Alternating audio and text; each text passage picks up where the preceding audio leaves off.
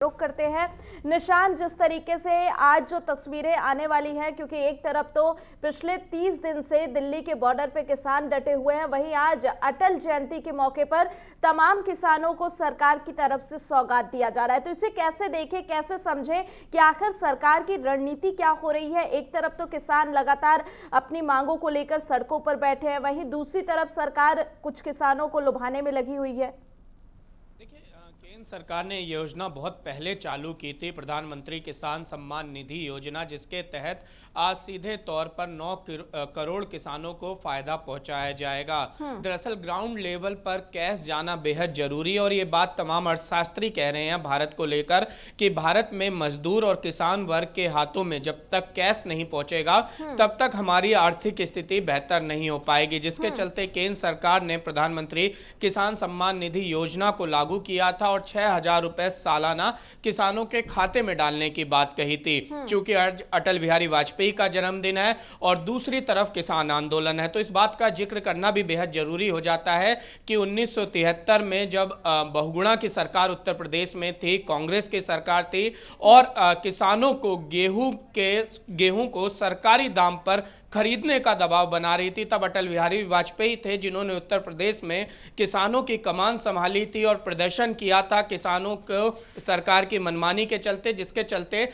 उन्हें 5 दिन तक जेल में भी रखा गया था। और उसके बाद से उत्तर प्रदेश में एक तरीके से किसानों के लिए अटल बिहारी वाजपेयी के लेकिन निशांत, ये भी देख सकते हैं कि जिस तरीके से इस समय किसानों का हम देख रहे हैं आंदोलन भी चल रहा है और सरकार की कहीं ना कहीं इस तरीके की रणनीति भी दिखाई दे रही है कि सरकार जो तमाम किसान उनके समर्थन में है उन्हें सामने लिया जाए और यह भी दिखाया जाए कि सरकार किसानों के लिए क्या कुछ कर रही है। तो क्या लग रहा है कि जो बॉर्डर पे किसान डटे हुए हैं उनके सामने किसान जो समर्थन कर रहे हैं उसे लाना चाहती है सरकार?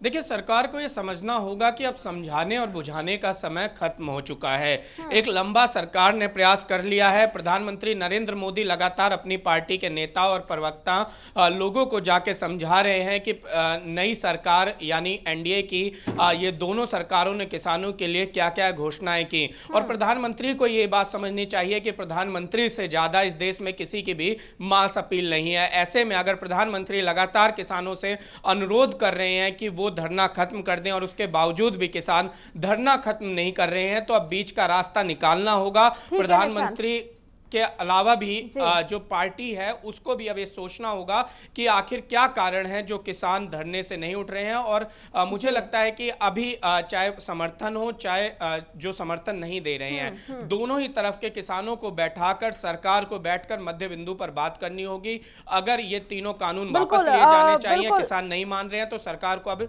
इस दिशा में भी सोचना होगा। ठीक है निशांत, बहुत बहुत धन्यवाद तमाम जानकारी के लिए। तो सीधा रुख करते हैं मेहमानों की तरफ। इस समय कांग्रेस नेता संजय हमारे साथ जुड़े हुए हैं, संजय गुप्ता जी, और इसी के साथ हमारे साथ किसान नेता भी जुड़े हुए हैं, उनका भी सीधा रुख करते हैं। इस समय सवित मलिक जी हमारे साथ जुड़ चुके हैं। आप दोनों का बहुत बहुत स्वागत है।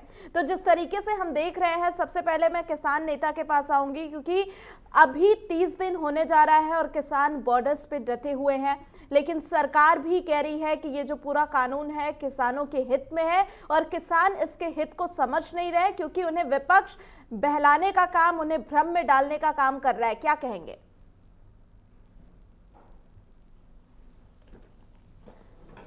आप आज उन्हें किसानों के मुद्दे पर ये बहुत अच्छी डिबेट फिर से रखी है। सवित मलिक जी, आपके पास आवाज पहुंच रही है हमारी? हाँ जी, हाँ जी जी, बताइए। जो किसान सम्मान निधि की बात आज ये लोग कर रहे हैं, वो ऐसा है किसान के लिए कि जैसे शहर में कोई गांव का आदमी जाता है और उसकी जेब काट ली जाए और जब उसके पास कुछ ना बचे तब उसको 10 रुपए किराए के इन्होंने वादा किया था कि हम किसान की आय डबल करेंगे, लेकिन इन्होंने खर्चे डबल कर दिए हैं।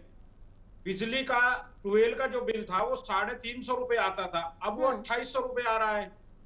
उर्द हमारा जो 5800 रुपए बिकता था वो 3500 रुपए बिक रहा है। धान हमारा जो 2500 2700 बिकता था वो 1100 बिक रहा है। तो इन्होंने किसान को निपटाने का काम किया है और जब कुछ नहीं बचा है तो कहते हैं हम 2-2 हजार रुपए देंगे। और इसमें भी बहुत बड़ा झोल है।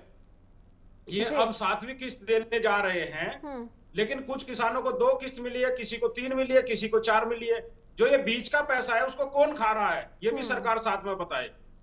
बिल्कुल, बड़ा सवाल ये भी है। और तरीके से जी, लेकिन एक और चीज मैं आपसे पूछना चाहूंगी कि लगातार सरकार कह रही है कि वो किसानों से बातचीत करना चाहती है और इसके लिए कल भी प्रस्ताव भेजा गया कि आप समय बताएं, आप वक्त बताएं कि कब आप बातचीत करना चाहते हैं। तो आखिर क्यों किसान बातचीत के लिए तैयार नहीं हो रहे हैं?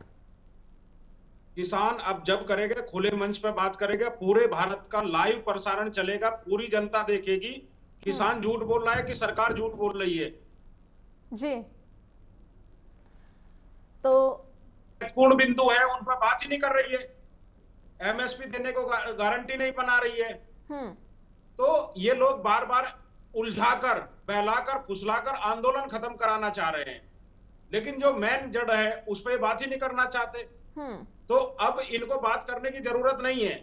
ये लोकसभा और राज्यसभा का विशेष सत्र बुलाए और उसमें ये तीनों बिल एक साथ कैंसिल कर दें और नए सिरे से कृषि कानून को लेकर आए। ये हमारी मांग है। संजय गुप्ता जी हमारे साथ जुड़े हुए हैं, कांग्रेस नेता, उनका भी रुख कर लेते हैं। संजय गुप्ता जी, कल जैसे हमने देखा था कि कांग्रेस अब धरातल पर उतर रही है, क्योंकि जिस तरीके से खुद राहुल गांधी राष्ट्रपति से मिलने पहुंचे थे और कहा था कि 2 करोड़ हस्ताक्षर लेके पहुंचे हैं, लेकिन लगातार आरोप तो आप पर ये भी लग रहे हैं कि आप ही इस तरीके से किसानों को भड़का रहे हैं कि आज वो सड़कों पर हैं। देखिए, मैं कहना चाहता हूँ किस तरह से इस देश के आज हालात हैं। आपको देखना पड़ेगा कि चुनी सरकार इस देश के अंदर अपना काम नहीं कर रही, अपना दायित्व पूरा नहीं कर रही, और इस देश के उस किसान और अन्नदाता के साथ किस तरह का अन्याय पिछले 1 महीने से यहाँ चल रहा है। जब किसान सड़क पर है तो सरकार के लोग अपने घरों में सो रहे हैं और वो सुनना नहीं चाहते। तरह तरह के आरोप आज किसान पे लगा रहे हैं। कभी कहते हैं आतंकवादी है, कभी उनके सांसद किस तरह की न्यूनतम जो घटिया से भी घटिया शब्द है किसानों के लिए वो प्रयोग कर रहे हैं, जैसे रमेश बिदुड़ी। तो किस तरह का इस सरकार का रवैया है, समझना पड़ेगा आज आपको कि इस देश के अंदर किसान आंदोलन कर रहा है और उसके फायदे के आपने कानून बनाए। दरअसल किसान के ये किसान कानून नहीं है। लेकिन कहा आप पे आरोप तो ये भी लग रहा है कि लगातार देश के अलग अलग राज्यों से किसान हैं जो इस कानून का समर्थन कर रहे हैं, तो जहां कांग्रेस की सरकार है वहां से ही किसान इसका विरोध करने के लिए क्यों आ रहे हैं? नहीं, किसान आंदोलन कोई कांग्रेस के कहने पर आंदोलन नहीं है, ना कांग्रेस का इसमें कोई प्रत्यक्ष रोल है। मगर ये जरूर है कि जब 60% आबादी का प्रश्न हो तो जरूर नैतिक तौर पर हम लोग साथ हैं। हम उसके अंदर किसानों की बात से सहमत हैं। सरकार को सुनना चाहिए। जिस तरह से ध्वनि मत से तानाशाही रवैये से ये बिल पास किया गया, जिस तरह से चर्चा नहीं की गई, जिस तरह से मौका नहीं दिया गया, जिस तरह से किसान की अवहेलना की जा रही है, किसान पर अत्याचार किया जा रहा है, पानी की बौछारें जारी जा रही है। आप देखिए 2 अक्टूबर को भी किसान के ऊपर गोली चलाई गई, डंडे बरसाए गए। तो हम ये कहना चाहते हैं कि वो अपनी रोजी रोटी की लड़ाई लड़ रहे हैं और रोजी रोटी के सवाल के ऊपर प्रदर्शन कर रहे हैं। किस तरह की सरकार है, इनको देख करके अंग्रेजों का वो शासन याद आता है कि जिसके अंदर किस तरह से भारतीयों पर उन्होंने किस तरह से अत्याचार किया था। वही अत्याचार और तानाशाही सरकार के रवैये में दिख रही है। क्यों देश के कृषि मंत्री जाकर किसानों के बीच में बात नहीं कर सकते हैं? क्यों देश के प्रधानमंत्री मन की बात तो करते हैं मगर किसानों के बीच में जाके बात नहीं करते? ये इसी देश के प्रधानमंत्री हैं या किसी और देश के प्रधानमंत्री हैं? हम चाहते हैं किसानों की जायज मांगों को सरकार सुने और उनका हल करे। ये बहुत जरूरी है, समझना पड़ेगा। ठीक है चौधरी साहब, आपसे एक और सवाल है कि जिस तरीके से अभी हमने कांग्रेस को सुना, वो लगातार कह रही है कि किसानों के समर्थन में खड़ी है, लेकिन वहीं दूसरी तरफ किसानों पर आरोप लग रहे हैं कि इस समय जो किसान आंदोलन में तमाम आवाजें उठ रही हैं, कहीं ना कहीं वो देश विरोधी भी हैं और ये भी कहा जा रहा है कि चाहे वो वामपंथी हो या विपक्ष हो, उसे लगातार भड़काने का काम कर रहा है। तो इन चीजों से आप अपने आंदोलन को कैसे बचा रहे हैं और इस पर क्या कहेंगे? देखो करिश्मा जी, जिन लोगों पे आतंकवादी होने के केस चले, जेल गए, उन लोगों को ये अपने पास संसद में बैठाए हुए हैं। और जो हमारे पंजाबी भाई हैं उनको धन्यवाद देना चाहिए पूरे देश को। आज भी जी। जब हमारा देश आजाद हुआ था, सबसे ज्यादा शहीद होने वाले और जेल जाने वाले हमारे पंजाब के लोग थे, और वही निकलकर अब ये लड़ाई लड़ रहे हैं। तो इन लोगों को तो शर्म आनी चाहिए। हमारे देश के गृह मंत्री जी अपना खाना लेकर बंगाल में खाना खाने जाते हैं। अरे किसान खाना लेकर दिल्ली के चारों तरफ बैठा हुआ है, आप किसान के पास जाइए, वहीं आपको खाना भी खाने को मिलेगा और बातचीत का भी माहौल बनेगा। लेकिन ये सरकार बहलाकर फुसलाकर आंदोलन को कमजोर करना चाहती है। लेकिन किसान गांधीवादी रास्ते से बड़े शांतिपूर्वक तरीके से अपना आंदोलन कर रहा है और वो करता रहेगा।